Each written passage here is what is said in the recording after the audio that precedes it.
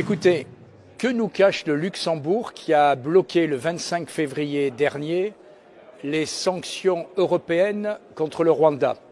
Alors, avec mon équipe, j'ai cherché pour vous.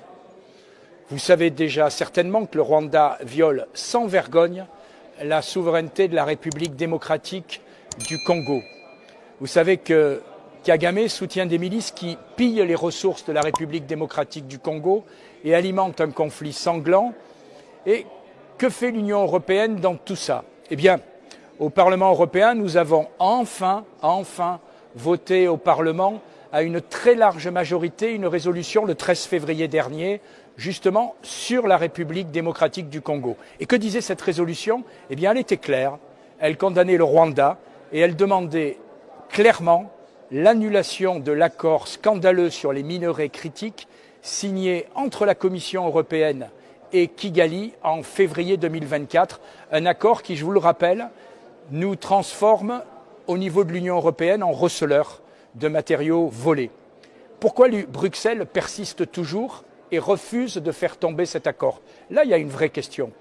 Mais pire encore, lors du dernier Conseil européen, le Luxembourg a bloqué la possibilité de sanctionner le régime de Paul Kagame. Oui, il faut la majorité absolue, même l'unanimité, l'unanimité pour bloquer une sanction. Et en réalité, seul le Luxembourg, parmi les 27 États, a pris ce choix de bloquer les sanctions. Alors cette position, pour le moins étrange du Luxembourg, est peut-être inspirée par le fait que ce pays, quand on cherche bien, eh bien, participe à la création du Kigali International Finance Center. Qu'est-ce que c'est? C'est un investissement à hauteur de 9,3 millions d'euros signé en 2021 pour, je cite, stimuler le secteur privé rwandais et attirer les investissements étrangers.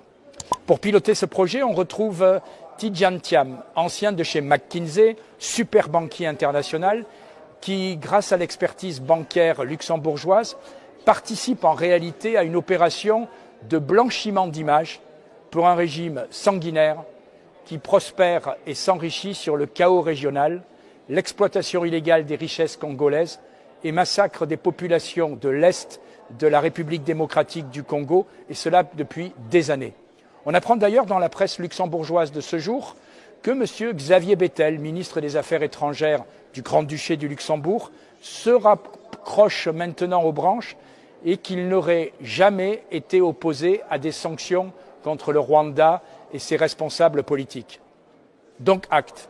Mais alors, qu'est-ce qu'attend le Luxembourg pour se retirer de projets de place financière à Kigali? Et pourquoi l'ordre du jour, certes provisoire, du prochain Conseil européen des ministres des Affaires étrangères de l'Union européenne le 17 mars ne mentionne pas la RDC? Je ne cesse de le répéter, l'Europe a trop attendu sur ce dossier, nous devons agir et vite. En République démocratique, il faut sauver des vies. Il faut mettre fin à la guerre, à la misère qu'elle entraîne dans les populations. Et cette décision du Luxembourg de bloquer les sanctions contre Kigali, de bloquer les sanctions contre M. Kagame est absolument un scandale.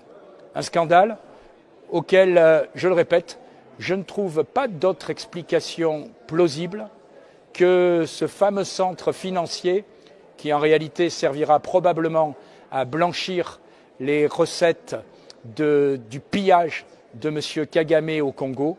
Eh bien, pourquoi le Luxembourg continue à soutenir ce nouveau centre financier et pourquoi il s'est opposé jusqu'à présent à ces sanctions?